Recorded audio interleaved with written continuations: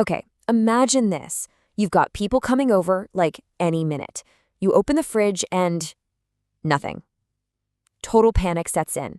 What do? The answer is a classic deli run. So today, we're going to break down exactly what that is, what you should grab, and how to sound like you know what you're doing. It always starts like this, doesn't it? That little panic moment when you realize you have literally nothing to serve your guests. And the solution is almost always a quick trip to a very specific and pretty special kind of store. You hear the word deli thrown around all the time, but what's the difference between a deli and just a regular grocery store? Is it the food, the vibe? Let's get a solid definition, because trust me, it's so much more than just a place to buy sliced turkey. Well, deli is actually short for the German word Delikatessen, which basically means delicacies or fine foods.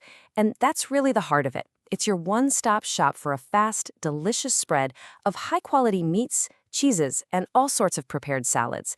It's where quick and easy meets really, really good. All right, let's get into it. The clock is ticking, we're rushing into that deli, shopping list in hand. And what's first on that list? You guessed it. The main event. We are making a beeline for the heart and soul of any great deli, the meat counter. Behind that big glass case is just this amazing world of meats, and our shopping list has a couple of very specific and very important terms on it. And right off the bat, we've got two key phrases: cured meats and cold cuts. Now, they sound kind of the same, and, a lot of people use them to mean the same thing, but are they really? Let's take a look. So when you hear cold cuts, think about how you're going to eat the meat.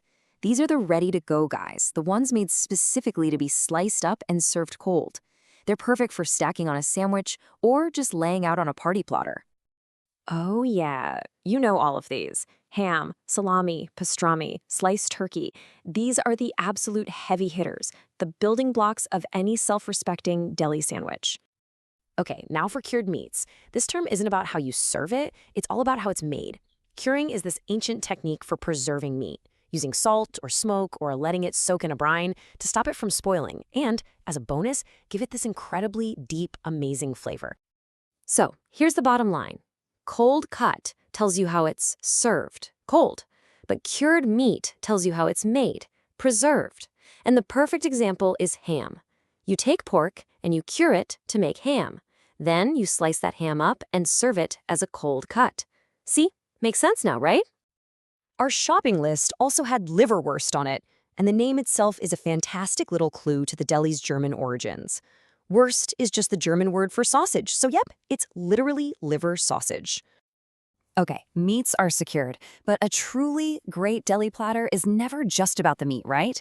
We've got to round this out with some perfect sides and dips to really make it a party. First up is coleslaw, an absolute American staple. Sometimes you'll just hear it called slaw. It's that crunchy, creamy salad you know and love. Shredded cabbage and carrots, all mixed up in that tangy mayo-based dressing. You absolutely cannot have a get-together without some dips. I mean, come on. These are those thick, delicious sauces that are just begging to be scooped up by chips or bread or veggies. Our list has a few different kinds. And here's one of those fun things about the English language.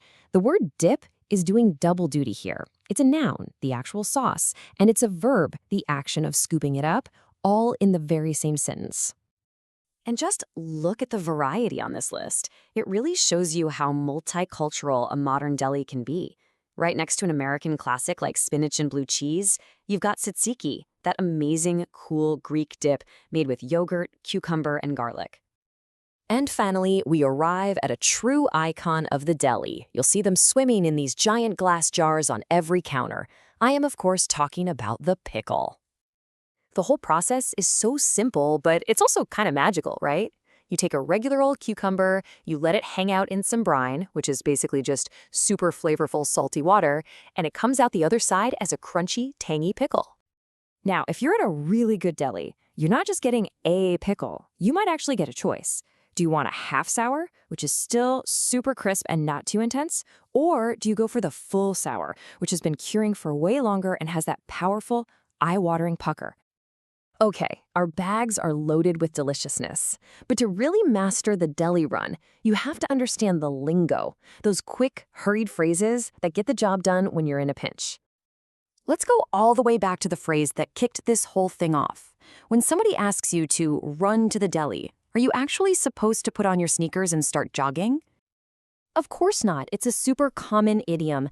It's all about speed and convenience, not your actual foot speed. It's just like when you say you have to run an errand. It just means you're going to go do something pretty quickly. And, as those guests get closer and the clock is ticking, the pressure starts to build and you might hear something a little more direct. Get a move on is just a really common, informal way to say hurry up. It's not mean or anything, it's just a very clear signal that says, hey, it is time to go, like right now.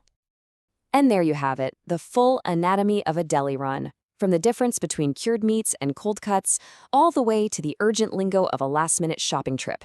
It's a great reminder that pretty much every culture has its own answer to that universal problem. What are we going to eat, and what are we going to eat now? It kind of makes you wonder, what's the go-to deli run where you live?